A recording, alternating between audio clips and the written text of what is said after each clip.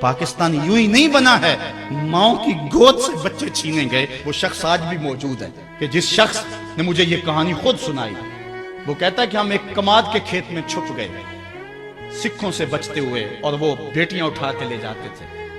تو ایک بچہ تھا، کھیت کے اندر گرمی کی وجہ سے وہ روتا تھا، اور باہر سکھ تھے گزر رہے تھے۔ تو سارے اس کی ماں کی طرف گھور گھور کے دیکھنے لگے کہ یہ بچہ ہمیں پکڑوا دے گا۔ تو ماں نے اپنے ہاتھوں سے اس بچے کا گلا دبا دیا۔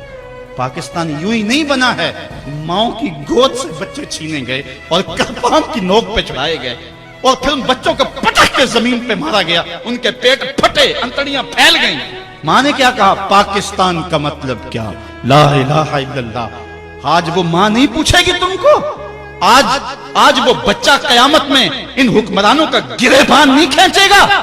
وہ عورتیں جنہوں نے کنویں میں چھلانگے لگا لگا کے اپنی آبرو بچائی تھی، اور وہ عورتیں جن کی چھاتیاں کاٹ دی گئی تھی، اور وہ عورتیں جن کے بھائیوں کے سامنے ان کی آبرو ریزی کی گئی تھی، اور وہ بھائی جن کے ہاتھ باندھ دیے گئے، ان کے سامنے ان کی جو ہے وہ بہن کی آبرو ریزی کی گئی تھی۔